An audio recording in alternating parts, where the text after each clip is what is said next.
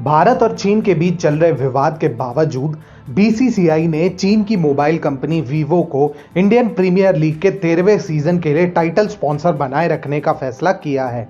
IPL संचालन परिषद यानी कि गवर्निंग काउंसिल ने रविवार को हुई वर्चुअल बैठक में निर्णय लिया कि टूर्नामेंट 19 सितंबर से 10 नवंबर तक यूएई में खेला जाएगा।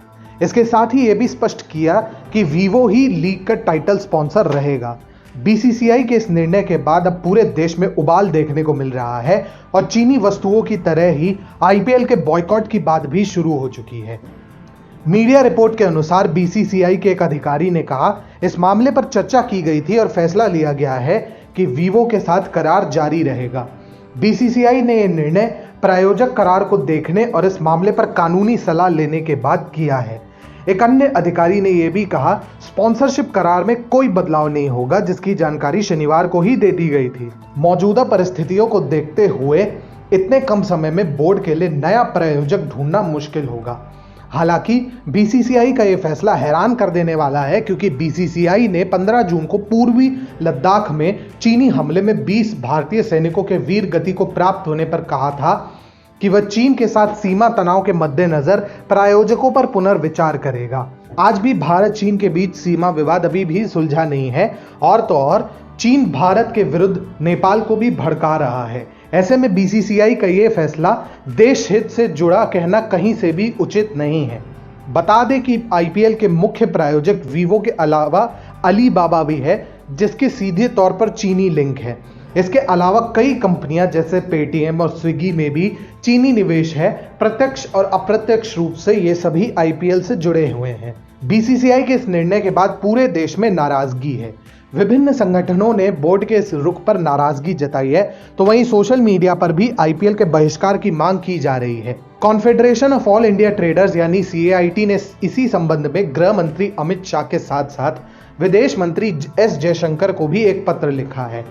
कॉन्फेडरेशन का कहना है कि बीसीसीआई का वीवो से नाता नहीं तोड़ना दर्शाता है कि उसके लिए पैसा ही सब कुछ है। इस पत्र में अमित शाह और एस जयशंकर से अनुरोध किया गया है कि इस मुद्दे पर तत्काल संज्ञान ले और बीसीसीआई को भारत में या दुबई या कहीं और आईपीएल आयोजित करने की अनुमति ना दे। बीसीसीआई के इस निर्णय पर आरएसएस से जुड़े संगठन स्वदेशी जागरण मंच के राष्ट्रीय सह संयोजक अश्विनी महाजन ने कहा कि लोगों को टी20 लीग का बहिष्कार करने पर विचार करना चाहिए। उन्होंने ट्वीट किया, ऐसे समय में जब देश हमारी अर्थव्यवस्था को चीनी प्रभुत्व से मुक्त बनाने के लिए कड़ी मेहनत कर रहा है और सरकार चीन को भारतीय बाजारों से बाहर रखने के लिए सभी प्रयास कर रही है, आईपीएल गवर्निंग काउंसिल का यह निर्णय देश की भावनाओं के साथ खिलवाड़ है।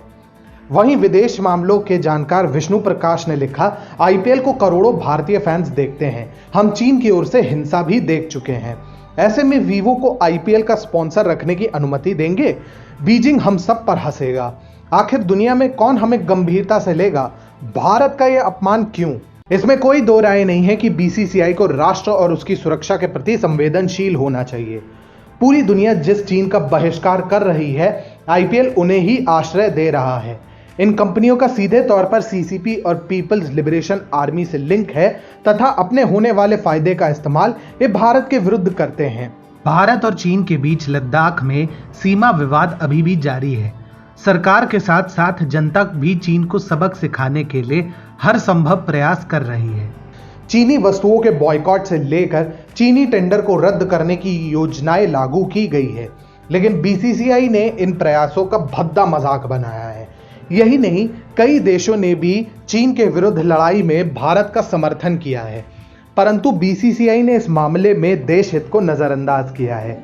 अब सोशल मीडिया पर भी इस निर्णय के विरुद्ध गुस्सा देखने को मिल रहा है और आईपीएल के बॉयकॉट जैसे अभियान भी शुरू हो चुके हैं, जो सही भी है।